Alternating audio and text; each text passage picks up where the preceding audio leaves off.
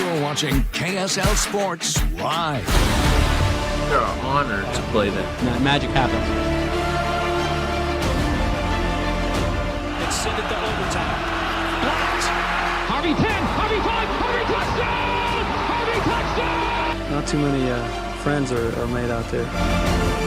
Hill gonna keep it, and he won't get there. Snap is back, the hold is down. Utah is still Utah, and it's still the biggest game of the year. 12 years in the making. So many memories. You know what time it is. The bye week is over. Rivalry week officially begins. Yeah, we've got a lot of BYU and Utah talk coming your way tonight. We'll hear from Kalani and Kyle, and Stevenson Sylvester will join us to break down the matchup and also relive some of his favorite moments of the game. Well, it was a quiet week for college football with BYU, Utah, and Utah State all in their bye weeks. As a result, a pretty quiet week in the top 25 for the Cougars. They stay put at number 9 in those rankings. Indiana's 9-0. They moved ahead of the Cougars to number 8. Iowa State dropped 6 spots to number 17. SMU jumped up 7 spots to number 13. Oregon, they are the unanimous number 1 in that poll. They're an honor to play them. Magic happens. Let's send it to overtime. Blocked. Harvey 10, Harvey 5, Harvey touchdown! Harvey touchdown! Not too many friends are made out there. Hill gonna keep it, and he won't get there. Snap is back, the hold is down. Utah is still Utah, and it's still the biggest game of the year. 12 years in the making. All right, so now the table is set for the biggest sporting event of the year in our state. It's BYU, it's Utah, it's rivalry week, and it is officially here. And for the first time since 2010, it's more than just bragging rights. There's also conference pride on the line in this one. BYU heads to Rice-Eccles Stadium with that top 10 ranking and a perfect 8-0 record. Utah has lost 4 straight and has fallen from contention in the Big 12.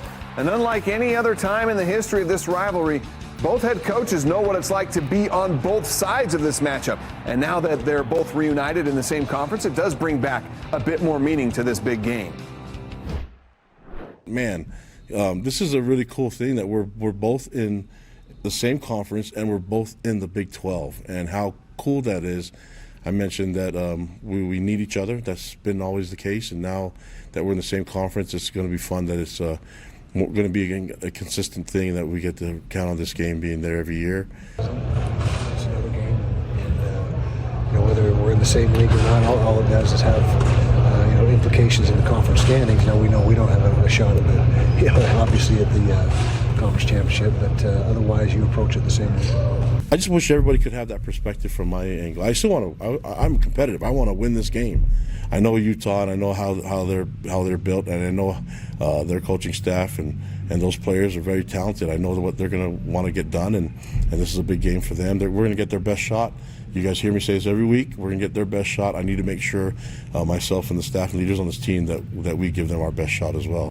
All right, we have to take a short break. More NFL is on the way. John Beck is on the run. He throws behind him. It is caught for the touchdown. Left. Hall looks left side. Now goes back right. Intercepted by Utah. It's a rivalry history, so we have to look back at what makes it one of the best in the country. We'll look back at the most memorable moments coming up. I want our guys competing at the highest level of college basketball. College basketball season begins this week, and Utah State head coach Jared Calhoun stops by to chat about why he believes Utah State can win a national championship. That and the week that was for Utah hockey and the Utah Jazz.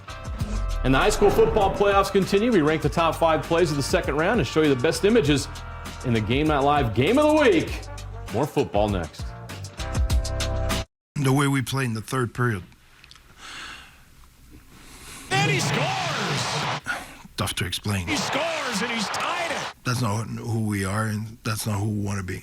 And a shocker here tonight at Delta Center. Before moving on, I think we need to unpack that.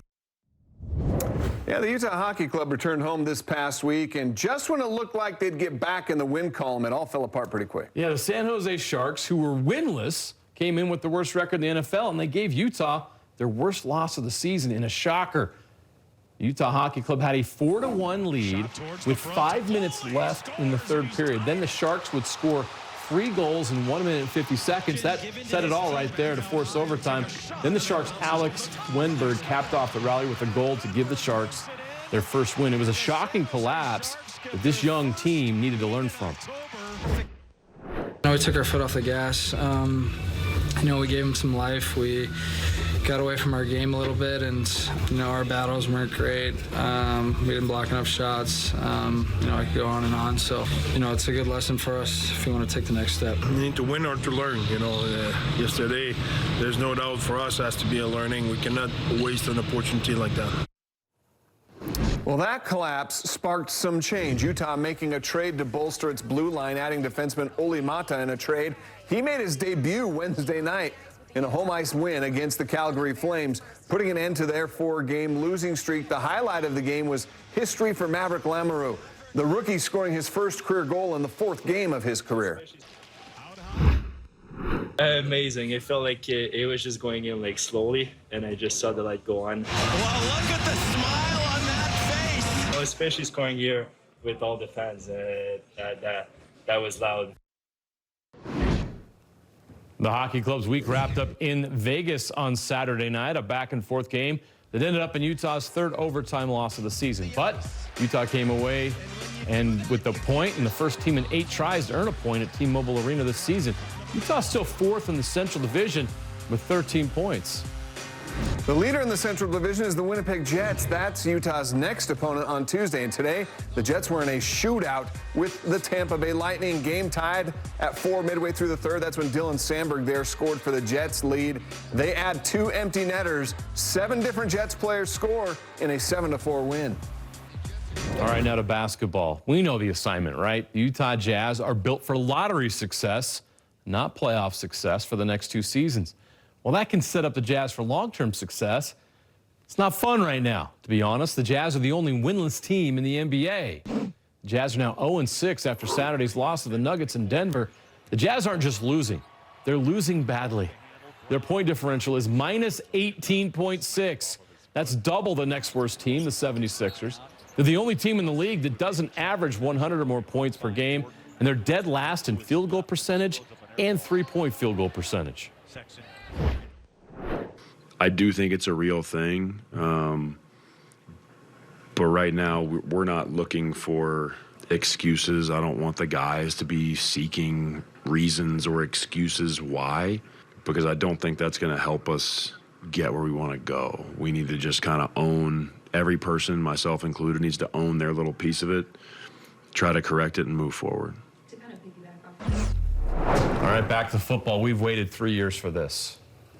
The rivalry's been dormant for a couple seasons, but now it is back. It is rivalry week, and who better to have here to talk about the rivalry than a man who played in that rivalry 4 times, Stevenson Sylvester. Sly, first of all, before we get into this, I see the goosebumps. Oh, yeah, you're fired up. You're trying to hold it all in. You're trying to be a professional, but this is a special week for you, I know.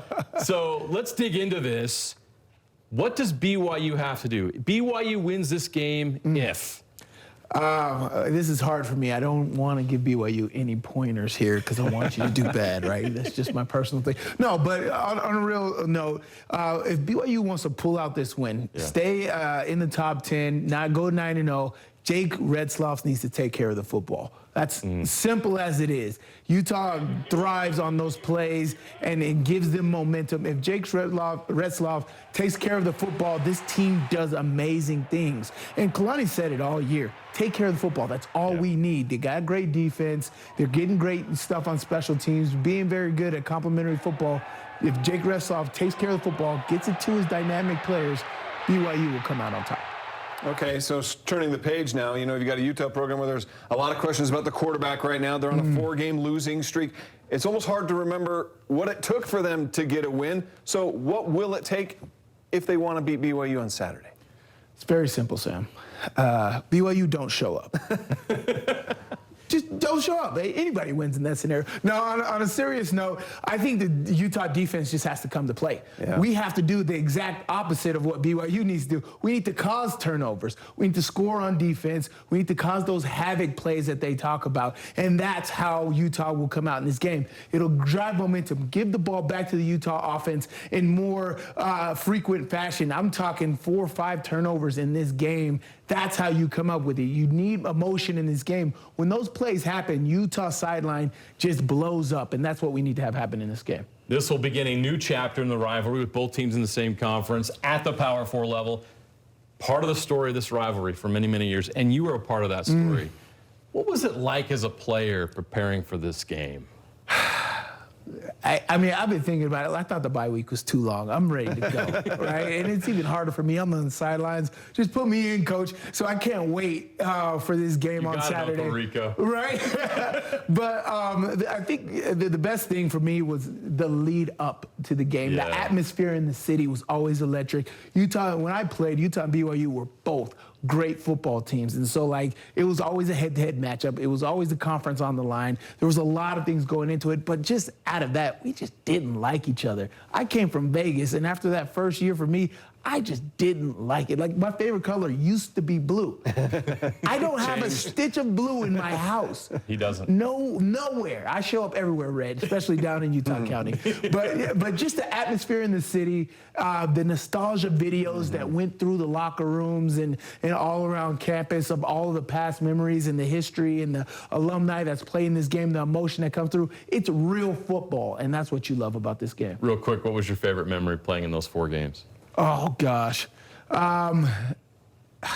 It had to be the fights in the first quarter, right? Like, we just fought all the time. But for me, it was the 2008 year when we got up against them. It was, you know, we were going undefeated, and BYU wanted to stop that. They wanted to do a hawk on our field, but it just didn't happen. I just remember seeing red all week. I was so angry that entire time. But it was the 2008 year, the start of that game, getting into it, everybody just clicking on all cylinders, and the Utah crowd was just absolutely electric in that football game. So that's what I took away from this rivalry. Yeah, I've seen that picture of you, number 10, standing there all by yourself with BYU players.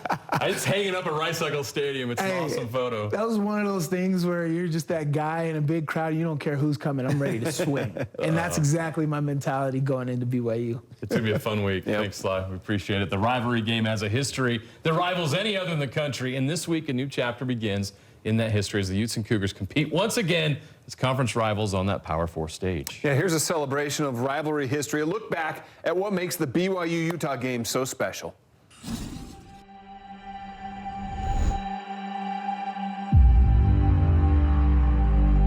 Definitely not like any other game. You don't know what the rivalry is. I used to be a huge Utah fan. I can't wait to go out there and play. If you don't lose to those guys down south. We don't like them, they don't like us. We're never going to lose to them. They so poopy. Well, everyone in this state points to this football game. Team is raring to go. Well, they're doing what the hawk of BYU is on the near sideline. Utah players venturing over toward the hash closest to what's going on, and the officials are trying to break this one up already. Yep. This could be that type of an afternoon, folks. Lots on the line here. The best combined record in the history of this series, and they're still jawing back and forth. Utah not happy the Cougars elected to do that. Lucky enough to be one of the many players on the football team that actually has never lost to these.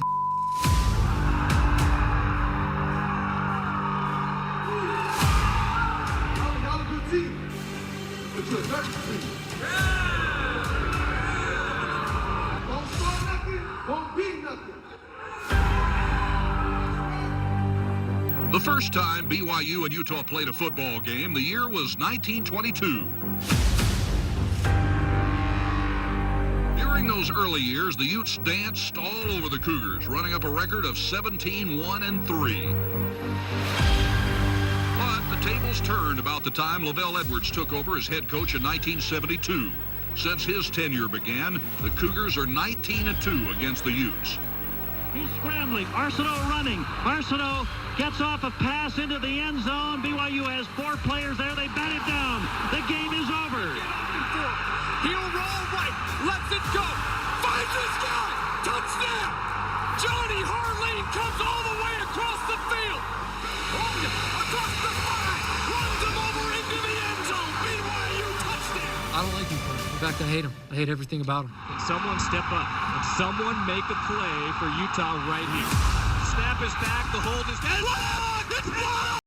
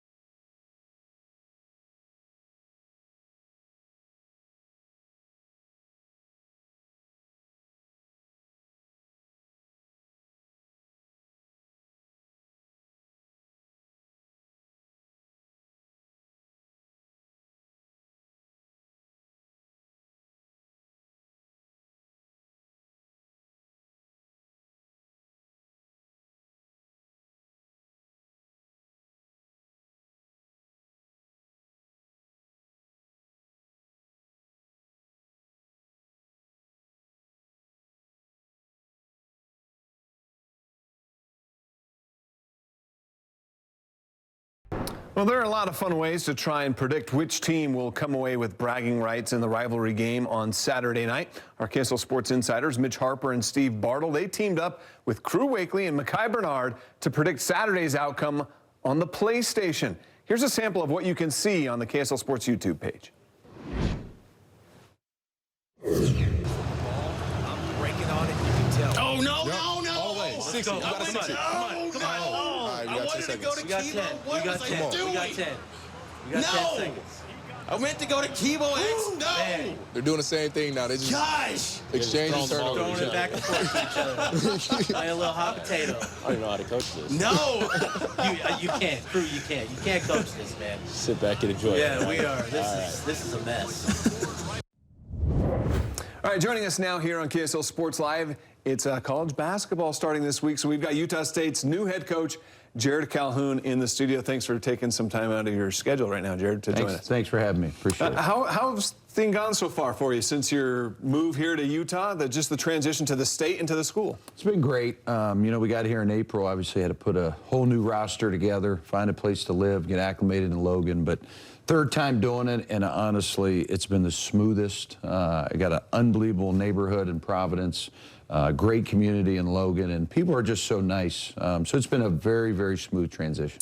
And there were multiple players that committed to you. They could have gone to the portal with the coaching change. Guys like Mason Falsliff and Isaac Johnson and Ian Martinez. These are guys that committed to you. They chose to come back and play for you. How big is that to have those guys make that kind of commitment? It was huge, Sam, honestly. It's everything, right? And also Carson Templin and Jackson Smith, right? So we had 5 kids come back from that 28-win team, regular season title, win a first-round game against TCU, right? So to me, to have that much winning in their DNA is huge. They have taught me so much about Utah State and really the city of Logan. And, you know, they were catalysts in recruiting this new team and the culture. It's their program. I tell them it's a players program. We're starting our journey on Wednesday. There's going to be a lot of bumps. There's going to be a lot of ups. There's going to be a lot of downs. But, you know, this team has great speed. We have great depth. We have a real opportunity, right? Why can't we go achieve greatness? Starts in practice. They've been really, really good the last 4 or 5 days. You have to earn the right to win, right? You can say you want to win, but you have to pay the price to winning, and that's through your work in the summer, and that's through your work in practice.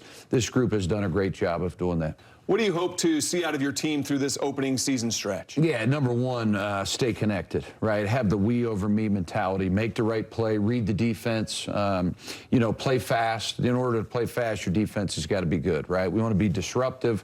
We want to lead the conference in steals. And we got to rebound the ball, right? If you said, if I could wave a wand and said, hey, here's one thing I want to see our guys improve on right now, it's defensive rebounding. We've got to rebound the ball and get out and run, because I think we'll play a lot of guys, and that's one area we got to get better. Some magic words. You mentioned that if you got the guys to commit to you and to come back, that this team could win a national championship. You really believe that. Why do you believe that that's a possibility at Utah State? Well, when we got to West Virginia years ago, back in 2007, we talked about it every day, right? When we put our fists together, we talked about winning a national championship. I think before you reach any dream, you have to envision it, right? You have to talk about it. So I want our guys competing at the highest level of college basketball, right? You've got to execute. You've got to recruit top-level talent. You got to play together.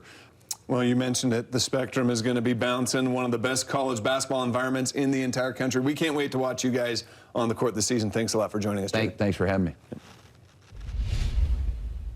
We've entered the quarterfinal stage of the high school football playoffs and the large classification semifinals with the small schools, and Game Night Live is headed to Spanish Fork.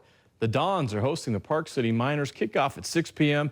You can watch the game live on the KSL Sports app, KSL Plus app, or on KSLSports.com. We'll also have a ton of other games going on as well. Fun time of year. There's nothing quite like football under the Friday night lights. And then you add the intensity of the playoffs, and it turns things up to 11. Yeah, we try to tell that story with this latest edition of the Game Night Live highlight reel.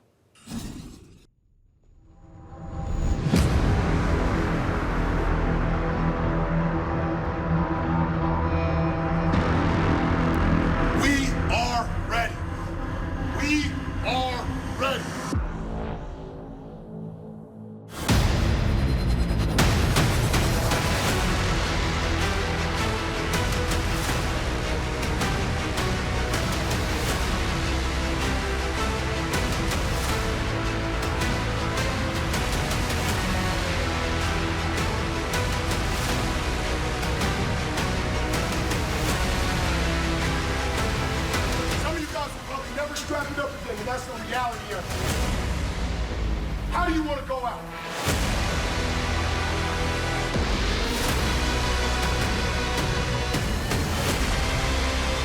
Let's go!